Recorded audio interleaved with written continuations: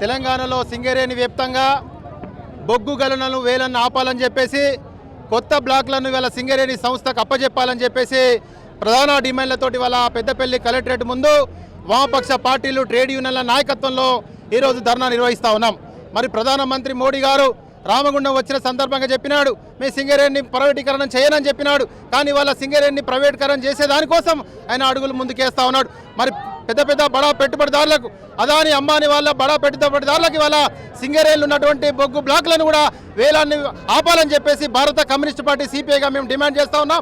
మరి నిన్న ముఖ్యమంత్రి గారు వెళ్ళారు, రేవంత్ రెడ్డి గారు వెళ్ళి మోడీని కలిశారు. మరి మీరు ఒక్కడే కలవడం కాదు, మీరు గతంలో ప్రతిపక్షంలో ఉన్నప్పుడు బొగ్గు బావులను కాపాడుకోవాలి, బొగ్గు మొత్తం కూడా సింగరేణి వ్యవస్థను మనం కాపాడుకోవాలని చెప్పినటువంటి రేవంత్ రెడ్డి గారు మరి ఒక్కరే మీరు ఢిల్లీకి వెళ్ళి ప్రధానమంత్రి కలవడంలో ఆంతర్యం ఏమిటని చెప్పేసి కూడా మేము ప్రశ్నిస్తూ ఉన్నాం. మరి ఇప్పటికైనా ఈ ముఖ్యమంత్రి అన్ని రాజకీయ పార్టీలను, అన్ని ట్రేడ్ యూనియన్లను కలుపుకొని ప్రధానమంత్రి మోడీ దగ్గరికి వెళ్ళి సింగరేణి బొగ్గు బావులను వేలాన్ని ఆపాలని చెప్పేసి కూడా మీరు విజ్ఞప్తి చేయాలని చెప్పేసి కూడా భారత కమ్యూనిస్ట్ పార్టీగా మేము డిమాండ్ చేస్తా ఉన్నాం. ప్రైవేటీకరణకు వ్యతిరేకంగా వామపక్ష కార్మిక సంఘాలు పార్టీల ఆధ్వర్యంలో ఈరోజు ధర్నా నిర్వహిస్తూ ఉన్నాం. నరేంద్ర మోడీ ఎన్నికలకు ముందు రామగుండం వచ్చినప్పుడు 49% మాత్రమే మాదుంది, 51% తెలంగాణ రాష్ట్రానికి ఉంది, మేమెట్లో ప్రైవేట్ చేస్తామని నరేంద్ర మోడీ గారు చెప్పారు.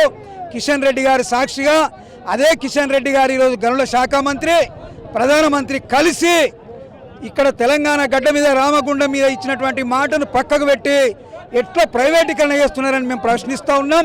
అందుకే ఈ తప్పుడు మాటల్ని, తప్పుడు విధానాలని మార్చుకోవాలని విజ్ఞప్తి చేస్తూ ఉన్నాం. లేకపోతే రాబోయే రోజుల్లో మొత్తం వామపక్ష పార్టీలు, రాజకీయ పార్టీలు, కార్మిక సంఘాల ఆధ్వర్యంలో పెద్ద ఎత్తున ఉద్యమిస్తాం. ఆ ఉద్యమానికి కేంద్ర ప్రభుత్వం బాధ్యత వహించాల్సి వస్తుందని సిపిఎంగా హెచ్చరిస్తూ ఉన్నాం. రాష్ట్ర ప్రభుత్వం కూడా నిన్న పోయి కలిశారు, సంతోషం. కానీ మీరు ఒక్కరు పోయి కలిసి మీరు ఏం మాట్లాడుకున్నారో మాకు తెలియదు. అందుకనే ఈ రాష్ట్రంలో ఉన్నటువంటి మొత్తం రాజకీయ పార్టీల్ని, అఖిలపక్ష డెలిగేషన్ను తీసుకెళ్లి ప్రధానమంత్రిని కల్పించి ఒత్తిడి వేయాలి. లేకపోతే రాబోయే రోజుల్లో తెలంగాణ రాష్ట్రంలో బీజేపీకి పుట్టగొతులుండవు అనేటువంటి విషయాన్ని కూడా మనం ప్రధానమంత్రికి చెప్పాల్సినటువంటి అవసరం ఉంది. ఆ విధంగా ముఖ్యమంత్రి గారు చొరవ తీసుకోవాలని విజ్ఞప్తి చేస్తా ఉన్నాం. సింగరేణి బొగ్గు గనుల వేలంపాట ఒక ప్లాన్ ప్రకారంగా సీక్రెట్ రహస్య ఒప్పందంలో భాగంగానే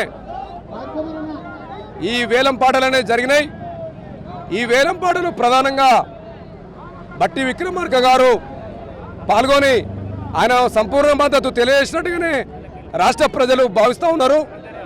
ఈ విషయంలో కార్మిక సంఘాలు, పార్టీలు పెద్ద ఎత్తున రేవంత్ రెడ్డి గారు ముఖ్యమంత్రి గతంలో ఉన్నప్పుడు, మరి ప్రతిపక్షంలో ఉన్నప్పుడు కొట్లాడినటువంటి ఆయన ఇప్పుడు ఎందుకు కొట్లాడతలేడు, ఎందుకు వ్యతిరేకిస్తలేడు అనేటువంటి విషయం మీద ఇలా మొత్తం 33 జిల్లాలో ధర్నాలు జరుగుతూ ఉన్నాయి.